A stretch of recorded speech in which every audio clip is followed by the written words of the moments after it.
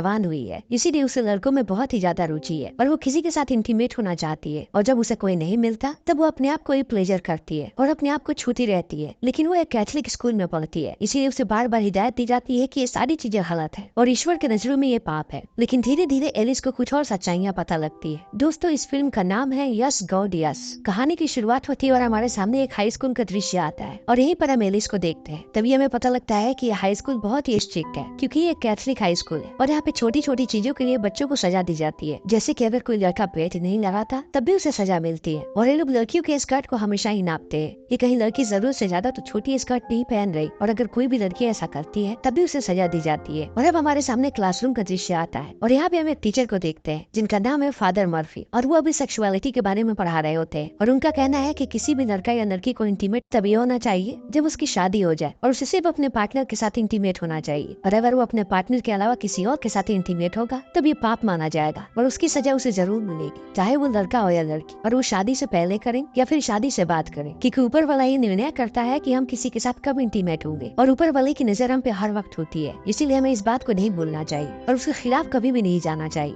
और अब क्लास खत्म हो जाती है तब एलिस बाहर आती है। तभी उसके पास उसकी बेस्ट फ्रेंड आती है जिसका नाम है लॉरा, और लॉरा कहती है कि मैं इन सारे नियमों से परेशान हो चुकी हूँ और मुझे नहीं लगता कि ये नियम किसी भी काम के है, क्योंकि इंटीमेट होना कोई भी पाप नहीं है। तब लॉरा कहती है कि क्या हस्तमैथुन करना भी पाप है? तब एलिस कहती है कि नहीं। तब लॉरा कहती है कि मुझे पता है कि हम सब लोग ये करते हैं। और उसके बाद एलिस पूछती है कि क्या टाइटैनिक के उस सीन को भी देखना पाप है जहाँ पे हीरो और हीरोइन इंटीमेट हो रहे होते हैं? और लॉरा कहती है कि इनके मुताबिक तो वो भी पाप है। और अब ये दोनों थोड़ी देर बातें करते हैं और एलिस अपने घर चली जाती है। और एलिस अपने घर पे ज्यादातर अकेली होती है क्योंकि उसका कोई भी भाई बहन नहीं है और उसके माता पिता हमेशा ही बाहर काम करने गए हुए होते हैं। फिर जब एलिस बोर होती है तो वो किसी से चैट करने लगती है, और आज जब वो चैट कर रही होती है तभी उसे एक रैंडम आदमी का मैसेज आता है और वो उसे एक तस्वीर भेजता है जिसमें वो और उसकी पत्नी इंटीमेट हो रहे होते हैं और दोनों ही नंगे होते हैं। और इस चीज को देखने के बाद एलिस चौंक जाती है और वो उस तस्वीर से नजर हटा लेती है। लेकिन थोड़ी देर के बाद वो फिर से उस तस्वीर को देखने लगती है। तभी वो आदमी लॉरा को मैसेज करता है और उसके बारे में पूछने लगता है कि वो कौन है और कहाँ से है। तब एलिस उसे अपना गलत नाम बताती है। तब वो आदमी इसमें और भी ज्यादा रुचि लेने लगता है और कहता है कि क्या तुम्हारे पास अपनी कोई तस्वीर है? और एलिस अपने एक दोस्त की तस्वीर भेज देती है। तो वो लड़का बातें करने लगता है और देखते ही देखते यहाँ का माहौल गर्म होने लगता है और एलिस को भी फीलिंग्स आने लगती है। इसीलिए एलिस एक बार फिर से हस्तमैथुन करने लगती है। तभी उसे लगता है कि उसके माता पिता आ गए, इसीलिए वो कंप्यूटर को बंद कर देती है और अगले दिन पहुँचती है स्कूल में। तभी यहाँ पे एक लड़की आती है जिसका नाम है बेथ, और बेथ एलिस से कहती है कि आजकल पता लगा है कि तुम बहुत सारे जलवे दिखा रही हो, पर तुमने लॉरा का पार्टी में कमाल कर दिया। लेकिन एलिस को समझ में नहीं आता कि आखिर ये लोग क्या बोल रहे हैं। तभी लॉरा बेथ से पूछती है कि तुम मेरी पार्टी में क्यों नहीं है? तब बेथ कहती है कि मैं एक ट्रिप पे गई थी और उस ट्रिप ने मेरी जिंदगी बदल दी। और इतने कहने के बाद वो चली जाती है। तब एलिस खाना खाने लगती है, लेकिन एलिस जब चॉकलेट खाती है तब वो उसे बहुत ही सेंसुअस अंदाज से खाती है। इसे देख करके लड़के हंसने लगते हैं और एलिस भी चौंक जाती है क्योंकि अब एलिस की सारी हरकतें बहुत ही अलग हो चुकी है और उसके सारी हरकतों में सेक्सुअल डिजायर झलकने लगे हैं। इसलिए सब उसे नोटिस कर रहे हैं, लेकिन एलिस को ये बातें समझ में नहीं आती और यहाँ से चली जाती है। तभी एलिस के सामने वही लड़की आती है जिसकी तस्वीर उसने इंटरनेट पर भेजी थी, और वो लड़की एलिस पे गुस्सा होने लगती है और कहती है कि तुम बहुत ही वाहियात लड़की हो। तभी एलिस को उसकी एक और टीचर मिलती है और वो उसे कहती है कि तुम अपने शरीर के साथ ऐसा नहीं कर सकती और उसे बिल्कुल भी अपमानित नहीं कर सकती,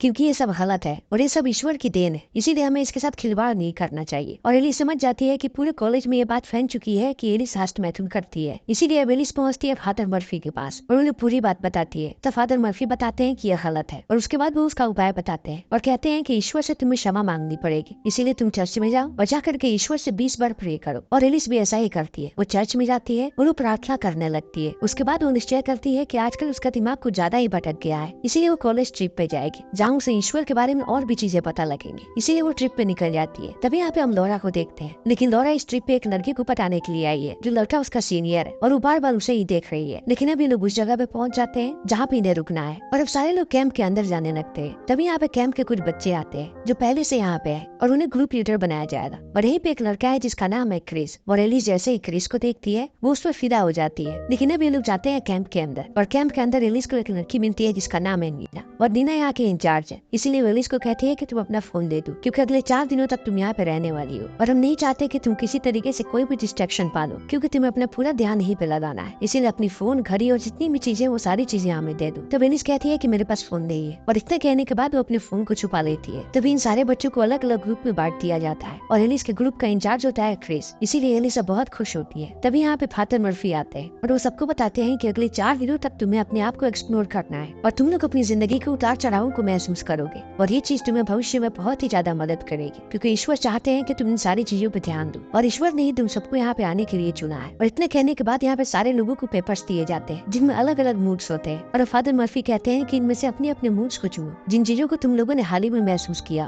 और अब सारे लोग टिक मार्क करने लगते हैं और जब एलिस यहाँ पर टिक मार्क करती है तो वो टर्नर को भी चुन लेती है, क्योंकि थोड़े दिन पहले उसे ये चीजें महसूस हुई थी पर वो किसी के साथ इंटीमेट होना चाहती थी। लेकिन जल्दी ही एलिस को एहसास होता है कि अगर इन्हें ये बात पता लगी तब इसके लिए भी एलिस को डांटा जाएगा, इसीलिए वो पहले उस सर्कल को मिटाने लगती है। लेकिन जब वो सर्कल नहीं मिटता तब वो उसे काट देती है और पेपर सबमिट कर देती है। तभी यहाँ पे नीना आती है कन्फेशन के लिए और कहती है कि थोड़े समय पहले मुझे लगता था कि मेरे माता पिता मुझसे प्यार नहीं करते और वो सिर्फ मेरी छोटी बहन से प्यार करते हैं क्योंकि वो हर चीज में मुझसे बेहतर है। लेकिन यहाँ आने के बाद से मुझे महसूस होने लगा कि मेरे माता पिता मुझसे भी प्यार करते हैं, इसीलिए इस जगह में कुछ न कुछ तो शक्तियाँ हैं। और एलिस को ये बातें बहुत अच्छी लगती है। तभी हम रात को एलिस को देखते हैं जो अपने मोबाइल पे गेम खेल रही होती है। तभी उसे एहसास होता है कि उसे अपने फोन को साइलेंट कर देना चाहिए। फिर वो अपने फोन को साइलेंट कर देती है। तभी उसका फोन वाइब्रेट होने लगता है और जैसे ही वो इस वाइब्रेशन को महसूस करती है वो उससे ही अपने आप को प्लेजर करने लगती है। लेकिन थोड़ी देर के बाद उसे एहसास होता है कि इस कमरे में क्रॉस लगा हुआ है और क्रॉस के सामने ये सारी चीजें करना गलत है, इसीलिए वो रुक जाती है। लेकिन अगले दिन जब ये सारे लोग ट्रैकिंग पे निकलते हैं तब एलिस जानबूझ के अपने आप को घायल कर लेती है ताकि वो क्रिस के पास जा सके और क्रिस उसके पास आ भी जाता है। फिर वो एलिस को गोद में उठाता है और यहाँ से लेकर के जाने लगता है और इस चीज को देख करके एलिस की खुशी का ठिकाना नहीं रहता है और वो क्रिस के साथ केबिन में जाती है और क्रिस उसका बहुत ही अच्छी तरीके से ख्याल रखता है। तभी यहाँ पे नीना आती है और वो एलिस को कहती है कि सबको बाहर ग्रुप फोटो के लिए आना है और अभी इनकी बातें चली रही होती है। तभी नीना वाइब्रेशन को सुनती है और जब वो डॉल को खोलती है तब उसे फोन मिलता है, इसीलिए वो एलिस पे गुस्सा हो जाती है और कहती है कि तुमने मुझसे झूठ बोला। और उसके बाद अब सारे लोगों की ग्रुप फोटो होती है पर ग्रुप फोटो के बाद फादर मर्फी डांटने लगते हैं एलिस को और कहते हैं कि तुमने फिर से नियमों का उल्लंघन किया है और तुमने यहाँ पे फोन छुपाया है, इसीलिए तुम्हें सजा मिलेगी और तुम्हें इस पूरे जगह की सफाई करनी पड़ेगी। फिर एलिस यहाँ की सफाई करने लगती है और जब वो सफाई करते हुए फादर के कमरे में पहुंचती है तब उसे वहाँ पे एक कंप्यूटर नजर आता है और वो देखती है कि यहाँ पे आसपास कोई नहीं है, इसीलिए वो इस कंप्यूटर पे फिर से चैटिंग करने लगती है और वो एक लड़के से हवस के बारे में पूछती है। तभी उसे लगता है कि कोई यहाँ पे आ रहा है, इसीलिए वो तुरंत कंप्यूटर बंद करके भाग जाती है। लेकिन वो जैसे ही बाहर जाती है उसे नीना मिलती है और कहती है कि सारे लोग सच कहते हैं कि तुम्हारे अंदर बहुत ही ज्यादा हवस है। और इस बात को बोलने के बाद नीना चली जाती है और अब 3 दिनों का वक्त हो चुका है इस कैंप में। और जब ये सारे लोग बैठे होते हैं तभी इनके पास मर्फी आता है और कहता है कि किसी ने मेरे कंप्यूटर का इस्तेमाल किया और उसके बाद उससे चैट भी किया, इसीलिए तुम लोगों की भलाई इसी में है कि मुझे चुपचाप बता दो मेरे कंप्यूटर का इस्तेमाल किसने किया। लेकिन कोई भी इस बात को एक्सेप्ट नहीं करता, इसीलिए मर्फी कहता है कि ऊपर वाला सारी चीजों को देख रहा है और इसकी सजा तुम्हें ऊपर वाला देगा। और इतना कहने के बाद अब वो सारे बच्चों का इंटरव्यू लेने लगता है ताकि उसे पता लग सके कि कंप्यूटर का इस्तेमाल किसने किया है। और जब एलिस की बारी आती है तो मर्फी उससे कहता है कि पूरे कॉलेज में तुम्हारे चर्चे हैं और तुम्हारे हवस के बारे में, और मैंने तुम्हारे पेपर में देखा था कि तुमने अपनी फीलिंग व टर्नों को भी सर्कल किया था। तब एलिस यहाँ पे बहाने बनाने लगती है और वो मर्फी से कहती है कि मेरे बारे में बहुत सारी अफवाहें फैलाई गई है कॉलेज में और ये सब मेरे कुछ दोस्तों ने किया है, इसीलिए आपको इस बारे में ज्यादा नहीं सोचना चाहिए। वह मैं एक अच्छी लड़की हूँ। और इतना कहने के बाद वो निकल जाती है और वो अपने क्लासमेट से मिलती है जिसने इन सारे अफवाहों को फैलाया था और कहती है कि तुम्हें सबको बताना पड़ेगा कि हमारे बीच कुछ भी नहीं हुआ था और तुम्हें अफवाह फैलाना बंद करो। तब वो लड़का कहता है कि मैं कुछ नहीं जानता। तभी यहाँ पे मर्फी आ जाता है और वो उस लड़की को लेकर के चला जाता है और एलिस अपने क्लीनिंग में लग जाती है। तभी एलिस खिड़की से देखती है कि नीना एक लड़के को किस कर रही है और किस करने के बाद वो दोनों इंटीमेट हो रहे हैं। और इस चीज को देखने के बाद एलिस चौंक जाती है और उसके हाथ में एक झाड़ू होता है। तब वो झाड़ू से ही अपने आप को प्लेजर करने लगती है और प्लेजर करने के बाद वो लॉरा के पास जाती है और उसे पूरी बात बताती है कि नीना यहाँ पे क्या कर रही थी। तब लॉरा विश्वास नहीं करती है एलिस पे और कहती है कि तुम्हारे दिमाग में सिर्फ यही सब चलते रहता है और तुम्हारे जितना हवस किसी में भी नहीं है, इसीलिए आज के बाद तुम मुझसे बात मत करना। और इतना कहने के बाद लॉरा चली जाती है। तब एलिस को बहुत ही ज्यादा गुस्सा आता है और वो उस लड़के का ब्रेसलेट चुराती है जिस लड़के ने उसके बारे में अफवाह फैलाई थी और वो उसके ब्रेसलेट को ले जाकर के फादर के कंप्यूटर के पास रख देती है ताकि सबको उस पर शक हो। तभी उसे कुछ आवाजें सुनाई पड़ती है और एलिस जाकर के छुप जाती है। तभी यहाँ पे फादर आते हैं और आने के बाद अपने कंप्यूटर को ऑन करते हैं और उसके बाद वो एडल्ट वीडियो देख करके हस्त मैथुन करने लगते हैं। और इस चीज को देखने के बाद एलिस चौंक जाती है और वो बाहर आ जाती है और उसे एहसास होता है कि सब लोगों ने खुद को छुपा रखा है और सबके अंदर ही हवस, इसीलिए वो जाती है क्रिस के पास और क्रिस को किस करने लगती है। तब क्रिस भी उसे किस करता है और ये दोनों धीरे धीरे इंटीमेट होने लगते हैं। तभी क्रिस को एहसास होता है कि ये सब गलत है, इसीलिए वो यहाँ से भाग जाता है। लेकिन अब एलिस इन्हीं सारी बातों के बारे में सोच रही है। तभी रात में ये लोग बोन फायर बनाते हैं और उसके आसपास बैठ करके एंजॉय करने लगते हैं। लेकिन एलिस अपनी ही दुनिया में खोई होती है, इसीलिए वो कैंप को छोड़ करके भाग जाती है और सुनसान सड़कों पे चलने लगती है। तभी उसे एक बार नजर आता है और वो बार के अंदर चली जाती है और यहाँ पर उसकी मुलाकात होती है एक औरत से जिसका नाम है जीना, और अभी दोनों बातें करने लगते हैं। और अब बातों ही बातों में जीना अपनी कहानी एलिस को बताती है। वह कहती है कि एक समय था जब वो भी कैथलिक हुआ करती थी, लेकिन एक वक्त के बाद वो सारी चीजों से तंग आ गई, क्योंकि हर चीज के लिए उसे डराया जाता था कि अगर तुम ये करोगी तब तुम नर्क जाओगी, अगर तुम वो करोगी तब तुम नर्क जाओगी। इसीलिए नीना इन सारी चीजों से तंग आ गई, और अब इन सारी बातों को सुनने के बाद एलिस भी इन बातों से कनेक्ट कर पाती है। इसलिए वो कहती है कि मैंने टाइटैनिक में एक सीन देखी थी जिस सीन में एक्टर और एक्ट्रेस इंटीमेट हो रहे थे, लेकिन मुझे बताया गया कि मुझे उसके लिए भी नर्क की सजा मिलेगी, इसीलिए मैं परेशान हो चुकी हूँ। तब नीना कहती है कि सबके सीक्रेट्स होते हैं और कुछ लोग सीक्रेट्स छुपाने में अच्छे होते हैं और कुछ लोग सीक्रेट नहीं छुपा पाते हैं, और जो नहीं छुपा पाते दुनिया उन्हें ये गलत समझती है और समझती है कि उनके अंदर हवास है। और इतने कहने के बाद वो कहती है कि चलो मैं तुम्हें कैंप छोड़ देती हूँ। और अब वो एलिस को कैंप छोड़ने आती है, लेकिन जब एलिस जा रही होती है तो नीना उससे कहती है कि तुम्हें दूसरे कॉलेज में एडमिशन लेने के लिए सोचना चाहिए, खास करके इस शहर से दूर। और एलिस को भी ये बात अच्छी लगती है और अब एलिस कैंप में वापस चली जाती है। तभी अगली सुबह वो फादर को देखती है जो उसी लड़के को लेकर के ऑफिस में जाता है जिस लड़के का ब्रेसलेट एलिस ने वहाँ पे रखा था। और अब जब ये बात फैल जाती है कि उसी लड़के ने वो गंदी गंदी चैटें की है फादर के कंप्यूटर से, तब लॉरा आती है एलिस के पास और वो उससे माफी मांगती है और कहती है कि मैं तुम्हें गलत समझ रही थी और मुझे लगा कि वो चैट तुमने ही की है, लेकिन मैं तुम्हारे बारे में गलत थी, मुझे माफ कर दो। तभी यहाँ पे फादर आते हैं और वो कहते हैं कि मैं चाहता हूँ कि सब लोग अपने अपने एक्सपीरियंस को शेयर करें कि उन्हें यहाँ पे कैसा लगा। तब यहाँ पे वही लड़का आता है जिस लड़के का ब्रेसलेट रखा था एलिस ने, और वो आने के बाद कहता है कि वो बहुत शर्मिंदा है कि उसने फादर के कंप्यूटर से गंदी गंदी बातें की। और इस बात को सुनने के बाद एलिस चौंक जाती है कि उस लड़के ने ये सब किया भी नहीं है, फिर वो ऐसा क्यों बोल रहा है। तब उसे समझ में आता है कि वो लड़का समझ चुका है कि एलिस ने चैट की थी, लेकिन उस लड़के ने एलिस के बारे में अफवाह फैलाई थी, इसीलिए वो अपने प्रायश्चित कर रहा है। तभी एलिस की बोलने की बारी आती है और एलिस जैसे ही माइक के पास जाती है कहती है कि सबके यहाँ पे सीक्रेट है, लेकिन सबने अपने अपने सीक्रेट को छुपा रखा है, फिर भी वो दूसरे के सामने नाटक करते हैं कि सारे लोग नियमों का पालन करें और वो ईश्वर से डरे, जो बिल्कुल ही गलत है। और इतना कहने के बाद वो चली जाती है। और अब एलिस पहुंचती है अपने घर तो वो नए कॉलेजेस के बारे में सर्च करने लगती है जहाँ वो एडमिशन ले सकती है, लेकिन वो जैसे ही अपने कॉलेज जाती है वो क्रिस को देखती है और क्रिस बहुत ही अनकंफर्टेबल होता है। तब वो उसे कंफर्टेबल करती है और कहती है कि हमारे बीच जो कुछ भी हुआ उसे भूल जा, हम अभी भी अच्छे दोस्त हैं। और इस बात को सुनने के बाद क्रिस खुश हो जाता है। तब एलिस पहुंचती है फादर मर्फी के पास और कहती है कि मैं कुछ कन्फेस करना चाहती हूँ। जब मैं कैंप में गई हुई थी तब मैंने वहाँ एक आदमी को देखा पोर्न वीडियो देखते हुए और वो उसके साथ साथ हस्त मैथुन भी कर रहा था। और इन बातों को सुनने के बाद फादर मर्फी समझ जाते हैं कि एलिस उन्हीं के बारे में बात कर रही है, लेकिन वो इस बात को नजरअंदाज कर देते हैं और एलिस को कहते हैं कि तुम्हें इसकी सजा मिलेगी, तुम ईश्वर के पास जाओ और 100 बार प्रार्थना करो। और अब एलिस यहाँ से निकल जाती है, लेकिन वो ईश्वर के पास प्रार्थना करने नहीं जाती बल्कि अपने घर वापस आ जाती है और वो फिर से टाइटैनिक मोड को लगाती है और उसी सीन को देखती है जब एक्टर्स इंटीमेट हो रहे होते हैं। और उसे देखने के बाद वो फिर से हस्त मैथुन करने लगती है और इसी के साथ ये फिल्म यहीं पे खत्म हो जाती है।